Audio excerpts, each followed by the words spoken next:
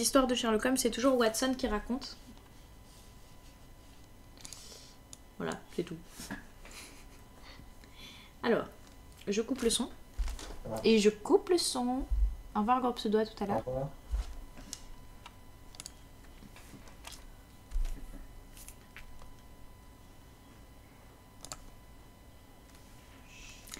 Un scandale en Bohême. Pour Sherlock Holmes, elle est toujours la femme.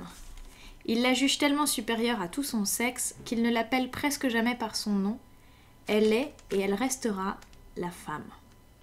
Aurait-il donc éprouvé à l'égard d'Irène Adler un sentiment voisin de l'amour ?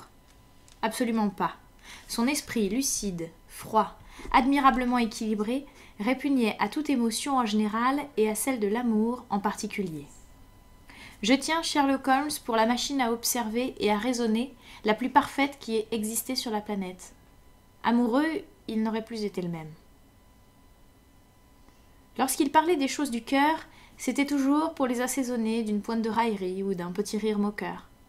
Certes, en tant qu'observateur, il les appréciait. N'était-ce pas par le cœur que s'éclairent les mobiles et les actes des créatures humaines ? Mais en tant que logicien professionnel, il les répudiait. Dans un tempérament aussi délicat, aussi subtil que le sien, l'irruption d'une passion aurait introduit un élément de désordre dont aurait pu pâtir la rectitude de ses déductions. Il s'épargnait donc les émotions fortes. Il les mettait autant de soin à s'en tenir à l'écart qu'à éviter par exemple de fêler l'une de ses loupes ou de semer des grains de poussière dans un instrument de précision. Telle était sa nature. Et pourtant, une femme l'impressionna. La femme, Irène Adler, qui laissa néanmoins un souvenir douteux et discuté. Ces derniers temps, je n'avais pas beaucoup vu Holmes. Mon mariage avait séparé le cours de nos vies. Toute mon attention se trouvait absorbée par mon bonheur personnel, si complet, ainsi que par les 1000 petits soucis qui fondent sur l'homme qui se crée un vrai foyer. De son côté, Holmes s'était isolé dans notre meublé de Baker Street. Son goût pour la bohème s'accommodait mal de toute forme de société. Enseveli sous de vieux livres, il alternait la cocaïne et l'ambition. Il ne sortait de la torpeur de la drogue que pour se livrer à la fougueuse énergie de son tempérament. Il était toujours très attiré par la criminologie. Aussi occupait-il ses dons exceptionnels à dépister quelques malfaiteurs et à élucider des énigmes que la police officielle désespérait de débrouiller.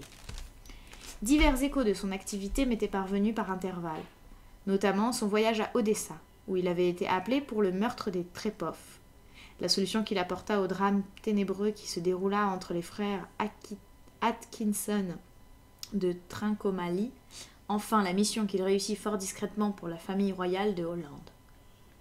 En dehors de ces manifestations de vitalité, dont j'avais simplement connaissance par la presse quotidienne, j'ignorais presque tout de mon ancien camarade et ami. Un soir, c'était le 20 mars 1888. J'avais visité un malade et je rentrais chez moi, car je m'étais remis à la médecine civile.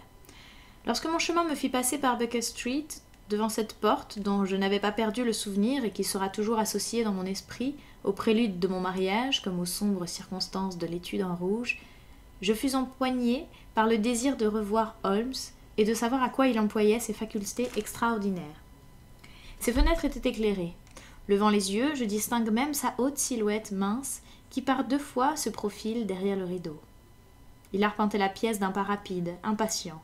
Sa tête était inclinée sur sa poitrine, ses mains croisées derrière son dos. Je connaissais suffisamment son humeur et ses habitudes pour deviner qu'il avait repris son travail.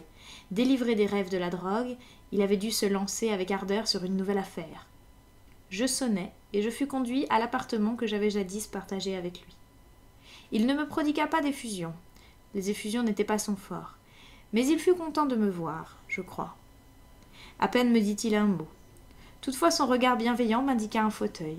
Il me tendit un étui à cigare, son doigt me désigna une cave à liqueur et une bouteille d'eau gazeuse dans un coin. Puis il se tint debout devant le feu et me contempla de haut en bas de cette manière pénétrante qui n'appartenait qu'à lui. « Le mariage vous réussit, observa-t-il. Ma parole, Watson, vous avez pris 7 livres et demi depuis que je vous ai vu. 7, répondis-je. Vraiment? J'aurais cru un peu plus. Juste un tout petit peu plus, j'imagine, Watson. Et vous avez recommencé à faire de la clientèle, à ce que je vois.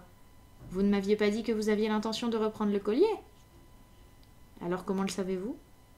Je le vois, je le déduis. Comment sais-je que récemment vous vous êtes fait tremper et que vous êtes nanti d'une bonne maladroite et peu soigneuse? Mon cher Holmes, dis-je, ceci est trop fort. Si vous aviez vécu quelques siècles plus tôt, vous auriez certainement été brûlé vif. Eh bien, oui, c'est exact. Jeudi, j'ai marché à la campagne et je suis rentré chez moi en piteux état. Mais comme j'ai changé de vêtements, je me demande comment vous avez pu le voir et le déduire. Quant à Mary-Jane, elle est incorrigible.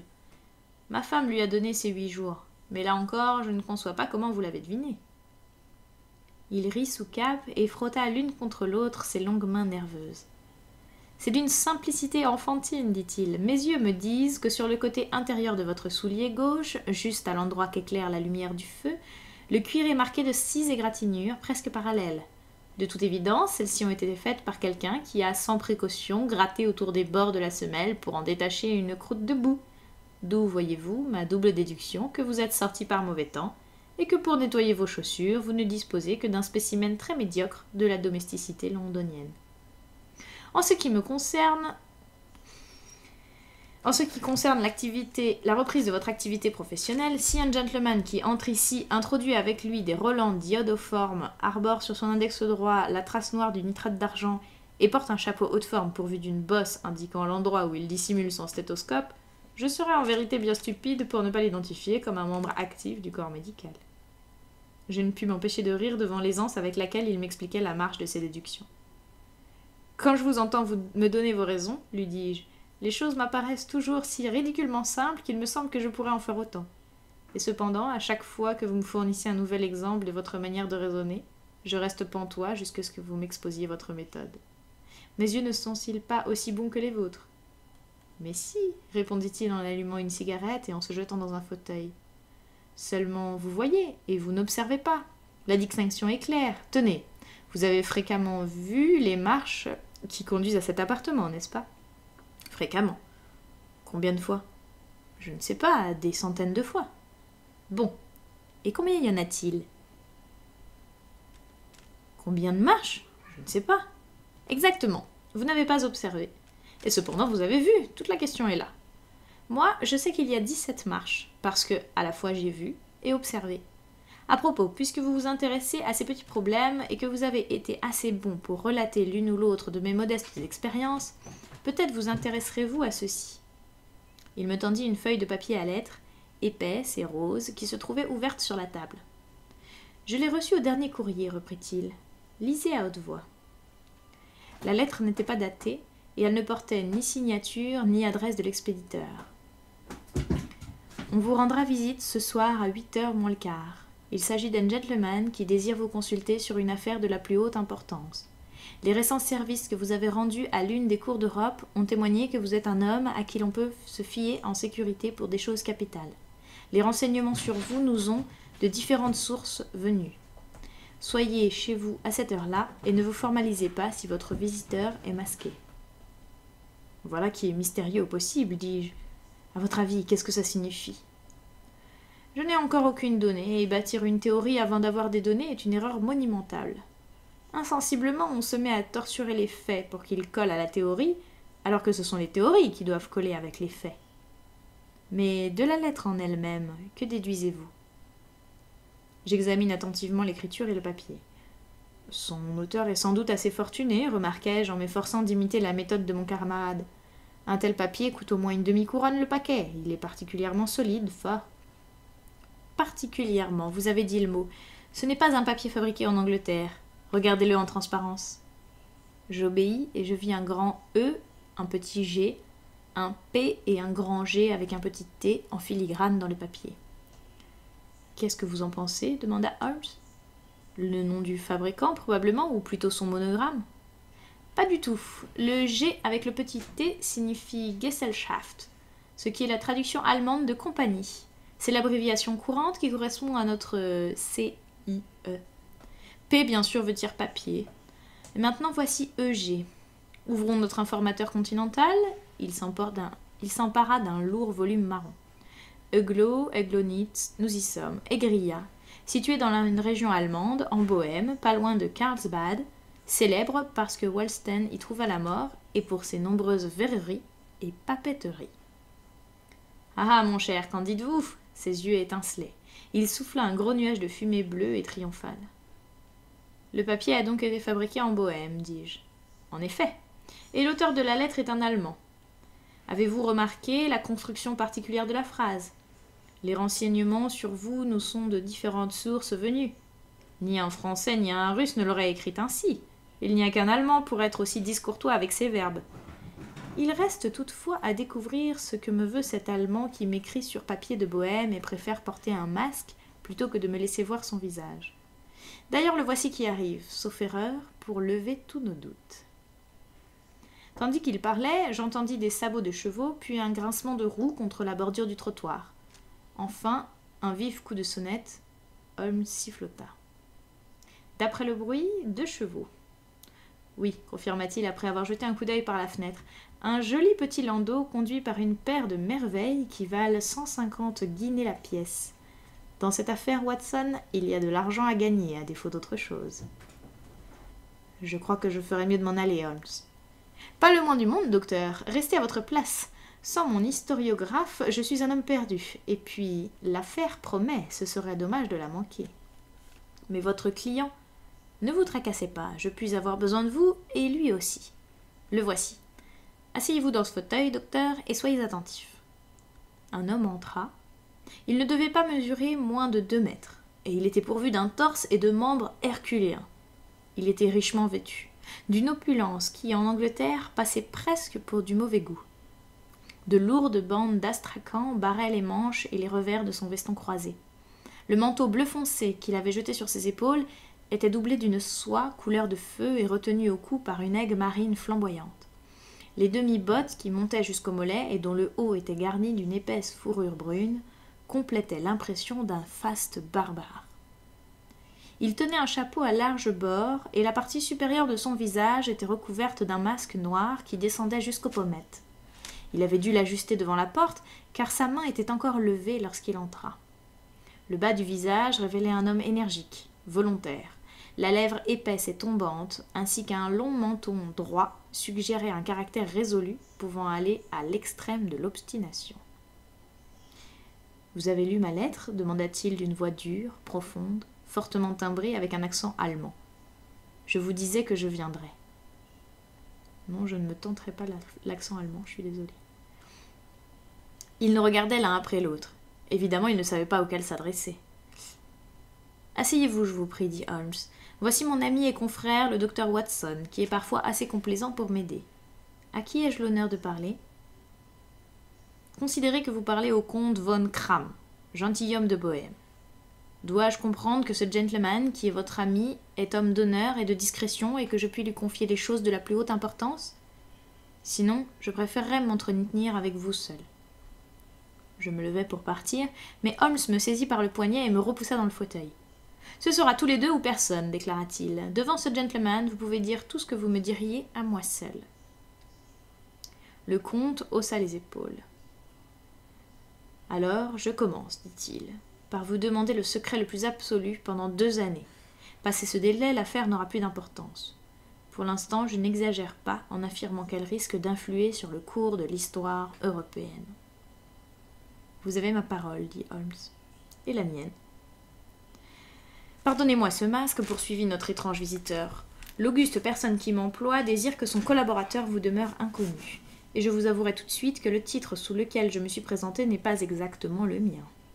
Je m'en doutais, fit sèchement Holmes.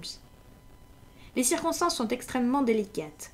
Il ne faut reculer devant aucune précaution pour étouffer tout germe de ce qui pourrait devenir un immense scandale et compromettre gravement l'une des familles régnantes de l'Europe. Pour parler clair, l'affaire concerne la grande maison d'Ormstein, où sont issus les rois héréditaires de Bohême. « Je le savais aussi, » murmura Holmes en s'installant dans un fauteuil et en fermant les yeux. Notre visiteur contempla avec un visible étonnement la silhouette dégingandée, nonchalante de l'homme qui lui avait été sans nul doute dépeint comme le logicien le plus incisif et le policier le plus dynamique d'Europe. Holmes rouvrit les yeux avec lenteur pour dévisager, non sans impatience, son client. Si votre majesté daignait condescendre à exposer le cas où elle se trouve, observa-t-il, je serais plus à même de le conseiller. L'homme bondit hors de son fauteuil pour marcher de long en large, sous l'effet d'une agitation qu'il était incapable de contrôler. Puis, avec un geste désespéré, il arracha le masque qu'il portait et le jeta à terre. « Vous avez raison, s'écria-t-il, je suis le roi. Pourquoi m'efforcerais-je de vous le cacher ?»« Pourquoi, en effet, dit Holmes presque à voix basse. Votre majesté n'avait pas encore prononcé une parole que je savais que j'avais en face de moi Wilhelm Gottsreich Sigismund von Ormstein, grand-duc de Cassel-Falstein, roi héréditaire de Bohême. » Mais vous pouvez comprendre, reprit notre visiteur étranger, qui s'était rassis tout en passant la main sur son front, haut et blanc, vous pouvez comprendre que je ne suis pas habitué à régler ce genre d'affaires moi-même. Et pourtant il s'agit d'une chose si délicate que je ne pouvais la confier à un collaborateur quelconque sans tomber sous sa coupe. Je suis venu incognito de Prague dans le but de vous consulter. Alors je vous en prie, consultez, dit Holmes en refermant les yeux. En bref, voici les faits. Il y a environ 5 années, au cours d'une longue visite à Varsovie, j'ai fait la connaissance d'une aventurière célèbre, Irène Adler. Son nom vous dit sûrement quelque chose. « S'il vous plaît, docteur, voudriez-vous regarder sa fiche » murmura Holmes sans ouvrir les yeux. Depuis plusieurs années, il avait adopté une méthode de classement pour collationner toutes les informations concernant les gens et les choses, si bien qu'il était difficile de parler devant lui d'une personne ou d'un fait sans qu'il ne pût fournir aussitôt un renseignement. Dans ce cas précis, je trouvais la biographie d'Irène Adler intercalée entre celle d'un rabbin juif et celle d'un chef d'état-major qui avait écrit une monographie sur les poissons des grandes profondeurs sous-marines. « Voyons, dit Holmes. Né dans le New Jersey en 1858, contralto, la Scala, prima donna à l'Opéra impérial de Varsovie. Oui, abandonne la scène. Ah, habite à Londres. Tout à fait cela. À ce que je vois, votre majesté s'est laissé prendre au filet de cette jeune personne, lui a écrit quelques lettres compromettantes et elle serait aujourd'hui désireuse qu'elles les lui fussent retirées. » Exactement. Mais comment? Y a-t-il eu un mariage secret? Non. Pas de papier ni de certificats légaux? Aucun. Dans ce cas, je ne comprends plus votre majesté.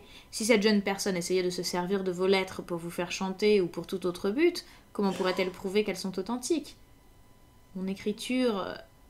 des faux. Mon papier à lettres personnelles. Un vol. Mon propre sceau. Elle l'aura imité. Ma photographie. Elle l'a acheté. Mais nous avons été photographiés ensemble. Oh là là, voilà qui est très mauvais. Votre majesté manque de distinction. Elle m'avait rendu fou, j'avais perdu la tête. Vous vous êtes sérieusement compromis. À l'époque, je n'étais que prince héritier, j'étais jeune. Aujourd'hui, je n'ai que 30 ans. Il faut récupérer la photographie. Nous avons essayé, nous n'avons pas réussi. Votre majesté paiera. Il faut racheter. Elle ne la vendra pas. La dérober alors. 5 tentatives ont été effectuées. 2 fois des cambrioleurs à ma solde ont fouillé sa maison de fond en comble. Une fois nous avons tendu une véritable embuscade. Aucun résultat. Pas de trace de la photographie? Pas la moindre. Holmes éclata de rire. Voilà un très joli petit problème, dit-il. Mais qui est très grave pour moi, répliqua le roi sur un ton de reproche. Très grave, c'est vrai. Et que se propose-t-elle de faire avec cette photographie? Ruiner ma vie. Mais comment? Je suis sur le point de me marier, je l'ai entendu dire, avec Clotilde Lottmann de Saxe-Meiningen, la seconde fille du roi de Scandinavie. Vous connaissez peut-être la rigidité des principes de cette famille. La princesse elle-même est la délicatesse personnifiée. Si l'ombre d'un doute plane sur ma conduite, tout sera rompu. Et Irène Adler menace de faire parvenir la photographie, et elle le fera, je suis sûre qu'elle le fera. Vous ne la connaissez pas, elle a une âme d'acier. Elle combine le visage de la plus ravissante des femmes avec le caractère le plus déterminé des hommes. Plutôt que de me voir mariée avec une autre, elle irait aux pires extrémités. Au pire. Êtes-vous certain qu'elle ne l'a pas encore envoyé? Certain. Pourquoi? Parce qu'elle a déclaré qu'elle l'enverrait le jour où les fiançailles seraient publiées. Or, elles seront rendues publiques lundi prochain. Oh, mais nous avons encore 3 jours devant nous, laissa tomber Holmes en étouffant un bâillement. Heureusement, car j'ai pour l'heure une ou deux affaires importantes à régler. Votre Majesté ne quitte pas Londres. Non, vous me trouverez au Langham sous le nom de comte von Kram. Alors je vous enverrai un mot pour vous tenir au courant de la marche de l'affaire. Je vous en prie, je suis terriblement inquiet. Et quant à l'argent, je vous laisse carte blanche. Absolument. Je donnerai l'une des provinces de mon royaume en échange de cette photographie. Et pour les frais immédiats, le roi chercha sous son manteau une lourde bourse en peau de chamois et la déposa sur la table. Elle contient 300 livres sterling en or et 700 en billets, dit-il. Holmes rédigea un reçu sur une feuille de son carnet et le lui tendit. « Et l'adresse de la demoiselle » demanda-t-il. « Briony Lodge, Serpentine Avenue, St. John's Wood. » Holmes la nota avant d'interroger. « Une autre question. La photographie est format album ?»« Oui. »« Bien. Bonne nuit, Majesté. J'ai confiance. Nous aurons bientôt d'excellentes nouvelles à vous communiquer. Et à vous aussi. Bonne nuit, Watson, ajouta-t-il lorsque les roues du landau royal s'ébranlèrent pour descendre la rue. Si vous avez la gentillesse de passer ici demain après-midi à 3 heures, je serai heureux de bavarder un peu avec vous. À 3 heures précises, j'étais à Baker Street, mais Holmes n'était pas encore de retour. La logeuse m'indiqua qu'il était sorti un peu après 8 heures du matin. Je m'assis au coin du feu avec l'intention de l'attendre aussi longtemps qu'il le faudrait. Déjà, cette histoire me passionnait. Elle ne se présentait pas sous l'aspect lugubre des 2 crimes que j'avais déjà relatés. Toutefois, sa nature même, ainsi que la situation élevée de son héros, lui conféraient un intérêt spécial. Par ailleurs, la manière qu'avait mon ami de maîtriser une situation et le spectacle de sa logique incisive, aiguë, me procuraient un vif plaisir. J'aimais étudier son système de travail et suivre de près les méthodes subtiles autant que hardies, grâce auxquelles il désembrouillait les écheveaux les plus inextricables. J'étais si accoutumé à ses succès que l'hypothèse d'un échec ne m'effleurait même pas. Il était près de 4 heures quand la porte s'ouvrit pour laisser pénétrer une sorte de valet d'écurie qui semblait pris de boisson. Rougeau, hirsute, il étalait de gros favoris et ses vêtements étaient minables. L'étonnant talent de mon ami pour se déguiser m'était connu, mais je dus le regarder à 3 reprises avant d'être sûr que c'était bien lui. Il m'adressa un signe de tête et disparut dans sa chambre, d'où il ressortit 5 minutes plus tard, habillé comme à son ordinaire d'un respectable costume de tweed. Il plongea les mains dans ses poches, allongea les jambes devant le feu et partit d'un joyeux rire qui dura plusieurs minutes.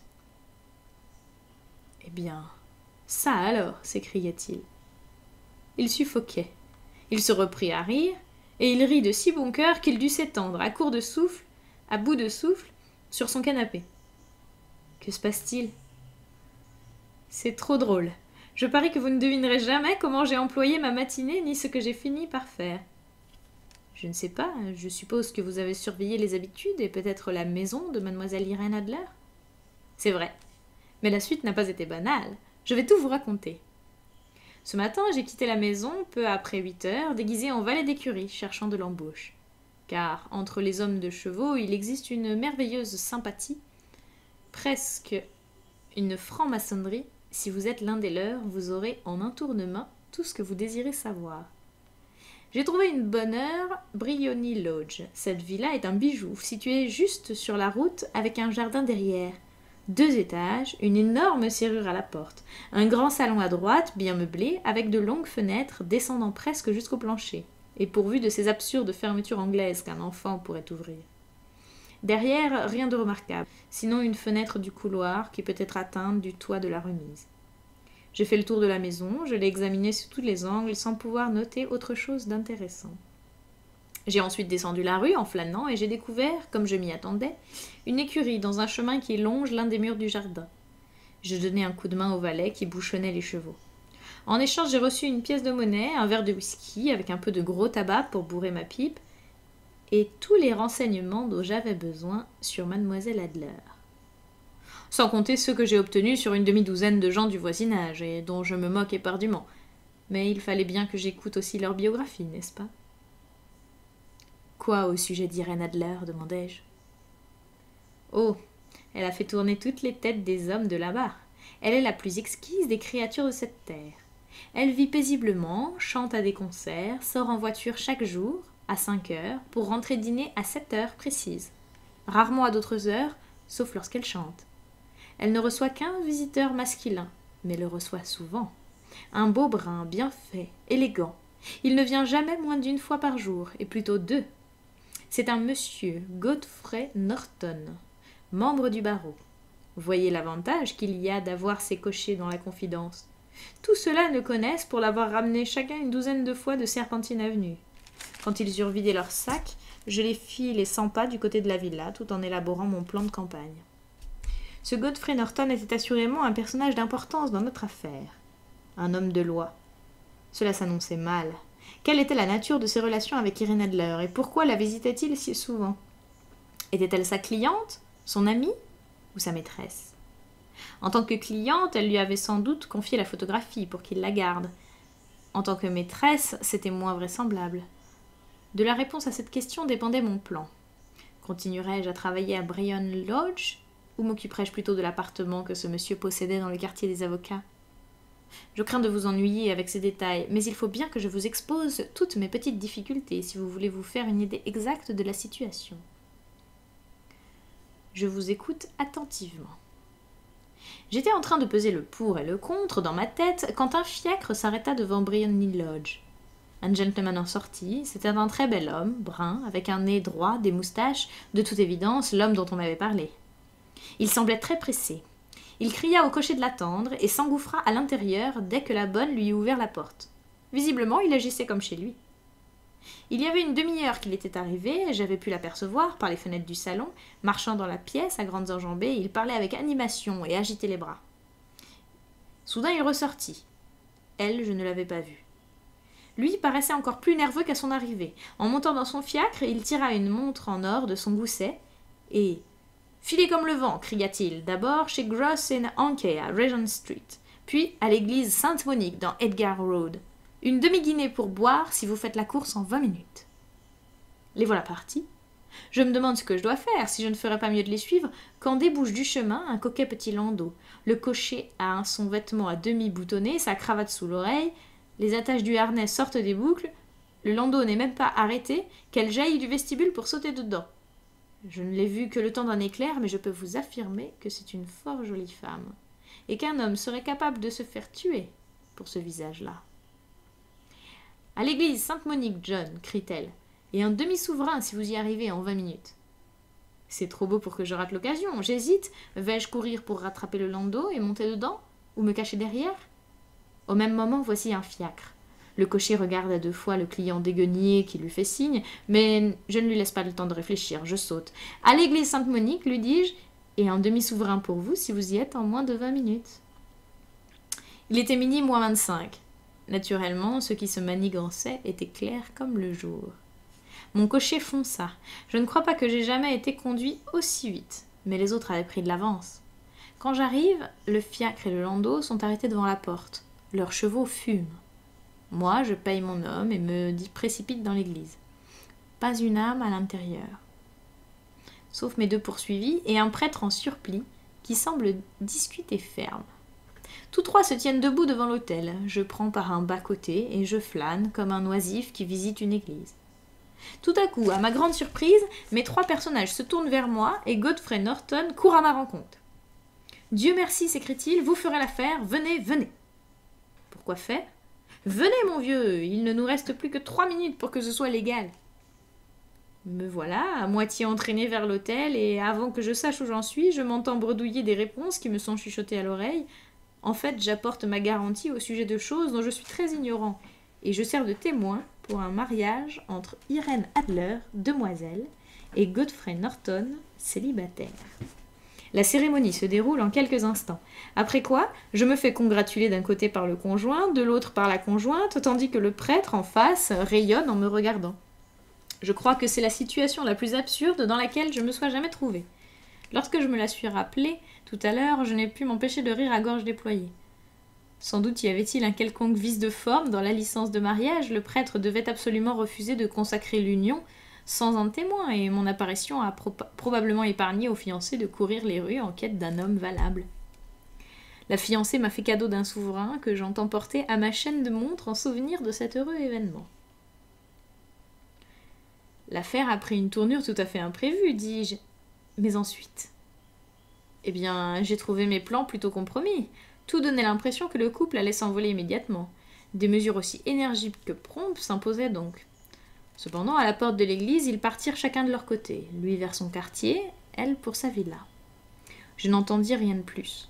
Je sortirai à 5 heures comme d'habitude pour aller dans le parc, lui dit-elle en le quittant. Ils se séparèrent et moi, je m'en vais prendre des dispositions personnelles. Lesquelles? D'abord, quelques tranches de bœuf froid. Et un verre de bière, répondit-il en sonnant. J'étais trop occupé pour m'occuper à me nourrir. Et ce soir, je serai encore plus occupé, selon toute vraisemblance. À propos, docteur, j'aurai besoin de vos services. Vous m'en voyez réjoui. Cela ne vous gênerait pas de violer la loi. Pas le moins du monde. Ni de risquer d'être arrêté. Non, si la cause est bonne. Oh, la cause est excellente. Alors je suis votre homme. J'étais sûre que je pourrais compter sur vous. Mais qu'est-ce que vous voulez au juste? Quand Madame Turner aura rapporté le plateau, je vous expliquerai. Maintenant, ajouta-t-il en se jetant sur la simple collation que sa propriétaire lui avait fait monter, je vais être obligé de parler la bouche pleine car je dispose pas beaucoup de temps. Il est près de 5 heures. Dans 2 heures, nous devons nous trouver sur les lieux de l'action. Mademoiselle Irène, ou plutôt Madame, revient de sa promenade à 7 heures. Il faut que nous soyons à Briony Lodge pour la rencontrer. Et après quoi? Laissez le reste à mon initiative. J'ai déjà préparé ce qui doit arriver. Le seul point sur lequel je dois insister, c'est que vous n'interviendrez à aucun moment, quoi qu'il se passe. Je resterai neutre. Vous ne ferez absolument rien. Absolument rien. Il y aura probablement pour moi quelques désagréments légers à encourir, ne vous en mêlez point. Tout se terminera par mon transport dans la villa. 4 ou 5 minutes plus tard, la fenêtre du salon sera ouverte. Vous devrez vous tenir tout près de cette fenêtre ouverte. Oui. Vous devrez me surveiller, car je serai visible. Oui. Et quand je lèverai la main, comme ceci, vous lancerez dans la pièce ce que je vous remettrai pour le lancer. Et en même temps, vous crierez au feu. Vous suivez bien. Très bien. Il n'y a rien là de formidable, dit-il en prenant dans sa poche un long rouleau en forme de cigare. C'est une banale fusée fumigène. À chaque extrémité, elle est garnie d'une capsule automatiquement inflammable. Votre mission se réduit à ce que je vous ai dit.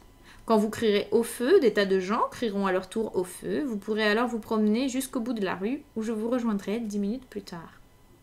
J'espère que je me suis fait comprendre.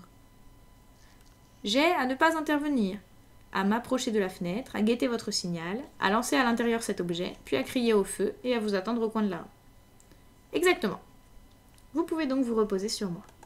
Parfait. Il est presque temps que je me prépare pour le nouveau rôle que je vais jouer.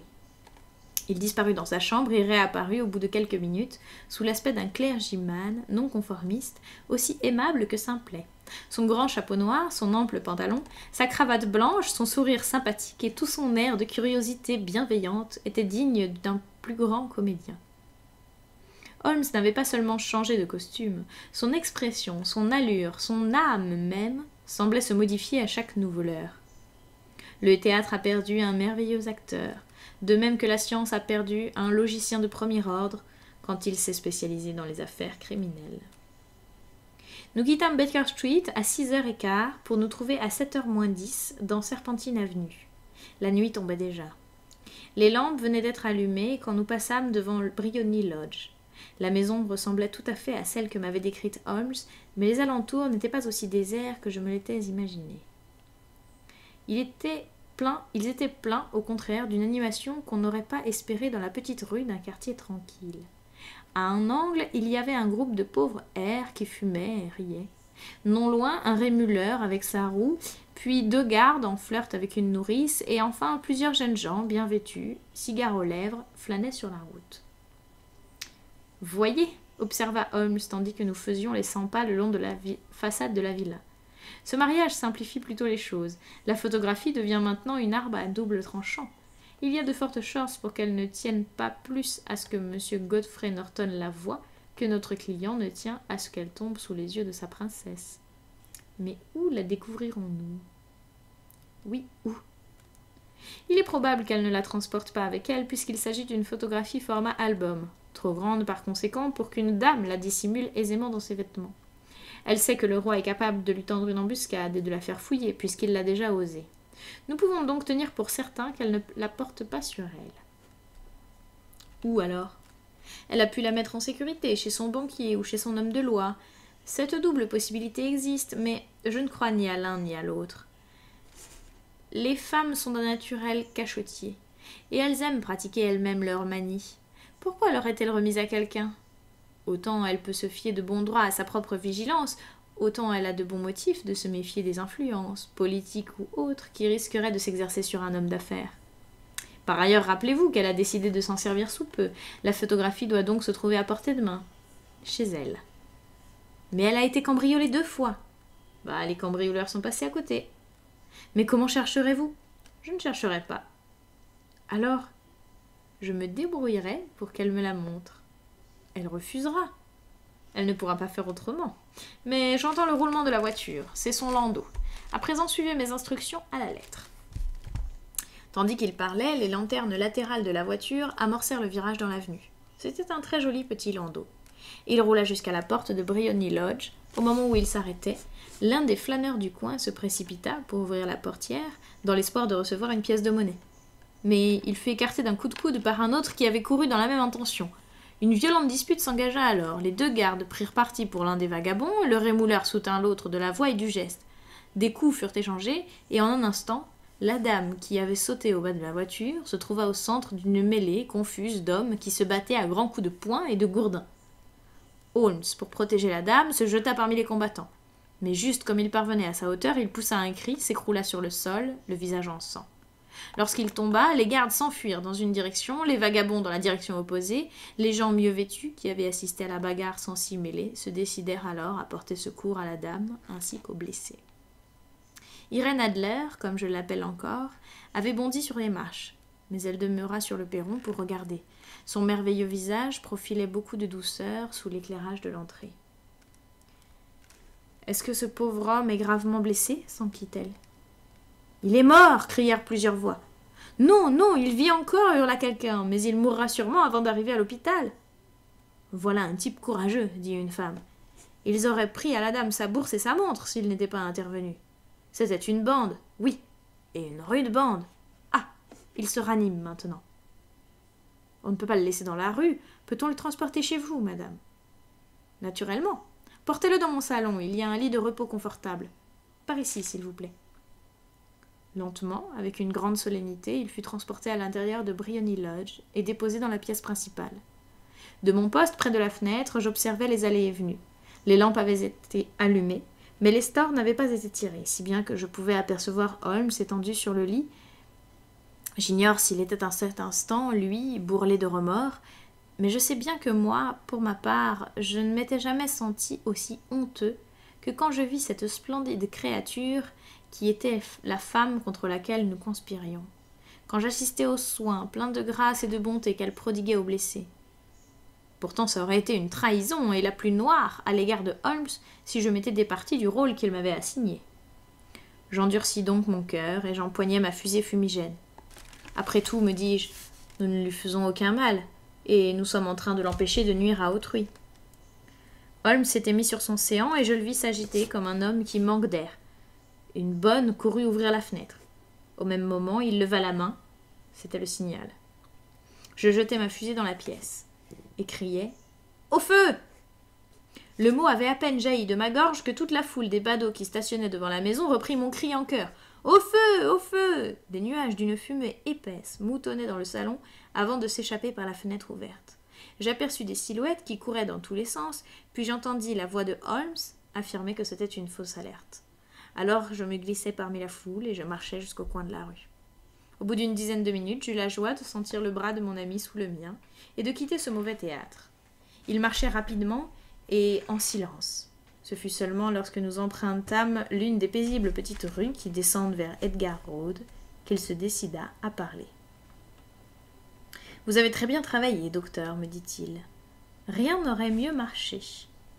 Vous avez la photographie ? Je sais où elle est. Et comment l'avez-vous appris ? Elle me l'a montré, comme je vous l'avais annoncé. Je n'y comprends goutte, Holmes. Je n'ai pas l'intention de jouer avec vous au mystérieux, répondit-il en riant. L'affaire fut tout à fait simple. Vous, bien sûr, vous avez deviné que tous les gens de la rue étaient mes complices. Je les avais loués pour la soirée. Je l'avais deviné, à peu près. Quand se déclencha la bagarre, j'avais de la peinture rouge humide dans ma paume de la main. Je me suis précipitée, je suis tombée, j'ai appliqué ma main contre mon visage et je suis devenue le piteux spectacle que vous avez eu sous les yeux. C'est une vieille farce. Ça aussi, je l'avais soupçonné. Ils m'ont donc transportée chez elle, et comment aurait-elle pu refuser de me laisser entrer? Que pouvait-elle objecter? J'ai été conduit dans son salon, qui était la pièce, selon moi, suspecte. C'était ou le salon ou sa chambre, et j'étais résolue de m'en assurer. Alors j'ai été couchée sur un lit, j'ai réclamé un peu d'air, on a dû ouvrir la fenêtre et vous avez eu votre chance. Comment cela vous a-t-il aidé? C'était très important. Quand une femme croit que le feu est à sa maison, son instinct lui commande de courir vers l'objet auquel elle attache la plus grande valeur pour le sauver des flammes. Il s'agit là d'une impulsion tout à fait incontrôlable, et je m'en suis servi plus d'une fois. Tenez, dans l'affaire du château d'Answorth, et aussi dans le scandale de la substitution de Darlington. Une mère se précipite vers son enfant, une demoiselle vers son coffret à bijoux. Quant à Notre-Dame d'aujourd'hui, j'étais bien certain qu'elle ne possédait chez elle rien de plus précieux que ce dont nous étions en quête. L'alerte fut admirablement donnée. La fumée et les cris auraient brisé des nerfs d'acier. Elle a magnifiquement réagi. La photographie se trouve dans un renfoncement du mur, derrière un panneau à glissière, juste au-dessus de la sonnette. Elle y fut en un instant et je pus apercevoir l'objet au moment où elle l'avait à demi sorti. Quand je criai que c'était une fausse alerte, elle le replaça, ses yeux tombèrent sur la fusée, elle courut au dehors et je ne la revis plus. Je me mis debout et, après force excuse, sortis de la maison. J'ai bien songé à m'emparer tout de suite de la photographie, mais le cocher est entré et il me surveillait de près, et je crus plus sage de ne pas me risquer. Un peu trop de précipitation aurait tout compromis. Et maintenant, demandai-je. Pratiquement, notre enquête est terminée. J'irai demain lui rendre visite avec le roi et vous-même. Si vous daignez vous nous accompagner, on nous conduira dans le salon pour attendre la maîtresse de maison, mais il est probable que quand elle viendra, elle ne trouvera plus ni nous, ni la photographie. Sa Majesté sera sans doute satisfaite de la récupérer de ses propres mains. Et quand lui rendrons-nous visite? À 8 heures du matin. Elle ne sera pas encore levée ni apprêtée, si bien que nous aurons le champ libre. Par ailleurs, il nous faut être rapides, car ce mariage peut modifier radicalement ses habitudes et son genre de vie. Je vais télégraphier au roi. Nous étions dans Baker Street, arrêtés devant la porte. Holmes cherchait sa clé dans ses poches, lorsqu'un passant lui lança « Bonne nuit, monsieur Sherlock Holmes ». Il y avait plusieurs personnes sur le trottoir. Ce salut semble venir néanmoins d'un jeune homme svelte qui avait passé très vite. « Je connais cette voix, dit Holmes en regardant la rue faiblement éclairée. Mais je me demande au diable à qui elle appartient. » Je dormis à Baker Street cette nuit-là. Nous étions en train de prendre notre café et nos toasts quand le roi de Bohême pénétra dans le bureau. « C'est vrai, vous l'avez eu ?» cria-t-il en empoignant Holmes par les 2 épaules en le dévisageant intensément. « Pas encore. »« Mais vous avez bon espoir ?»« J'ai espoir. » « Alors allons-y, je ne tiens plus en place. »« Il nous faut un fiacre. »« Non, mon landau est en bas. »« Ah, cela simplifie les choses. » Nous descendîmes et une fois de plus, nous reprîmes la route de Briony Lodge. « Irène Adler est mariée, » annonça Holmes. « Mariée? Depuis quand? »« Depuis hier. »« Mais à qui? »« À un homme de loi qui s'appelle Norton. »« Elle ne l'aime pas, j'en suis sûre. »« J'espère qu'elle l'aime. »« Pourquoi l'espérez-vous ? » Parce que cela éviterait à votre majesté de redouter tout ennui pour l'avenir. Si cette dame aime son mari, c'est qu'elle n'aime pas votre majesté. Si elle n'aime pas votre majesté, il n'y a aucune raison pour qu'elle se mette en travers des plans de votre majesté. Vous avez raison. Et cependant, je regrette qu'elle n'ait pas été de mon rang. Quelle reine elle aurait fait. Il tomba dans une rêverie maussade qui dura jusqu'à Serpentine Avenue. La porte de Briony Lodge était ouverte, et une femme âgée se tenait sur les marches. Elle nous regarda descendre du landau avec un œil sardonique. « Monsieur Sherlock Holmes, je pense » interrogea-t-elle. « Je suis effectivement monsieur Holmes » répondit mon camarade en la considérant avec un étonnement qui n'était pas joué. « Ma maîtresse m'a dit que vous viendriez probablement ce matin. Elle est partie, avec son mari, au train de 5h15 à Charing Cross pour le continent. » Quoi? S'écria Sherlock Holmes en reculant. Vous voulez dire qu'elle a quitté l'Angleterre? Son visage était décomposé, blanc de déception et de surprise. Elle ne reviendra jamais. Et les papiers, gronda le roi, tout est perdu. Nous allons voir. Il bouscula la servante et se rua dans le salon. Le roi et moi, nous nous précipitâmes à sa suite. Les meubles étaient dispersés, à droite et à gauche, les étagères étaient vides, les tiroirs ouverts. Il était visible que la dame avait fait ses malles en toute hâte avant de s'enfuir. Holmes courut vers la sonnette, fit glisser le petit panneau, plongea sa main dans le creux, mit à découvert, retira une photographie et une lettre. La photographie était celle d'Irène Adler, elle-même, en robe du soir. La lettre portait la suscription suivante: à Sherlock Holmes qui passera prendre. Mon ami déchira l'enveloppe. Tous les trois, nous nous penchâmes sur la lettre. Elle était datée de la veille à minuit et elle était rédigée en ces termes. Mon cher monsieur Sherlock Holmes, vous avez réellement bien joué, vous m'avez complètement surprise. Je n'avais rien soupçonné, même après l'alerte au feu. Ce n'est qu'ensuite, lorsque j'ai réfléchi que je m'étais trahi moi-même, que j'ai commencé à m'inquiéter. J'étais prévenue contre lui depuis plusieurs mois. On m'avait informé que si le roi utilisait un policier, ce serait certainement à vous qu'il ferait appel. Et on m'avait donné votre adresse. Pourtant, avec votre astuce, vous m'avez amené à vous révéler ce que vous désiriez savoir. Lorsque des soupçons me sont venus, j'ai été prise de remords. Penser du mal d'un clergyman aussi âgé, aussi respectable, aussi galant. Mais vous le savez, j'ai été entraînée, moi aussi, à jouer la comédie. Et le costume masculin m'est familier. J'ai même souvent profité de la liberté d'allure qui l'autorise.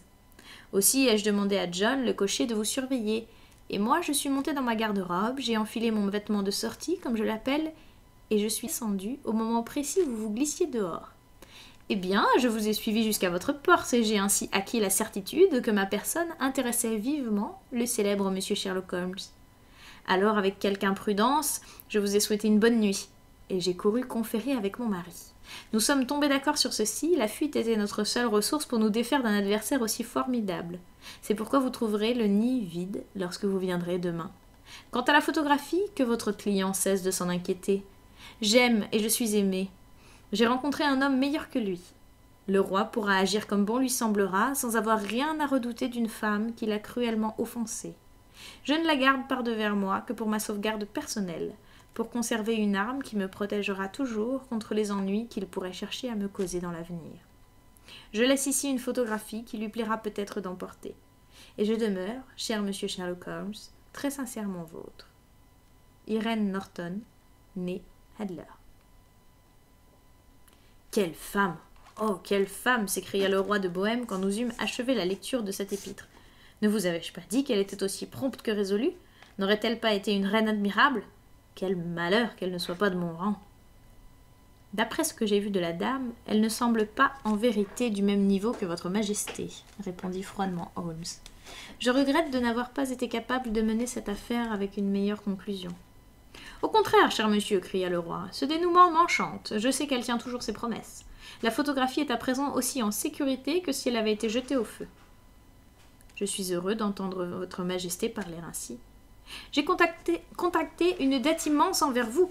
Je vous en prie, dites-moi de quelle manière je puis vous récompenser. Cette bague, votre majesté possède quelque chose que j'ai valu à plus cher, dit Holmes. Dites-moi quoi? C'est à vous. Cette photographie. Le roi le contempla avec ahurissement. La photographie d'Irène? Bien sûr, si vous y tenez. Je remercie votre majesté. Maintenant, l'affaire est terminée. J'ai l'honneur de vous souhaiter à votre majesté une bonne matinée. Il s'inclina et se détourna, sans remarquer la main que lui tendait le roi. Bras dessus, bras dessous, nous regagnâmes Baker Street. Et voici pourquoi un grand scandale menaçait le royaume de Bohême, et comment les plans de M. Sherlock Holmes furent déjoués sur la rouerie féminine. Depuis ces jours, il évite de le faire. Fut déjoué par une femme, pardon.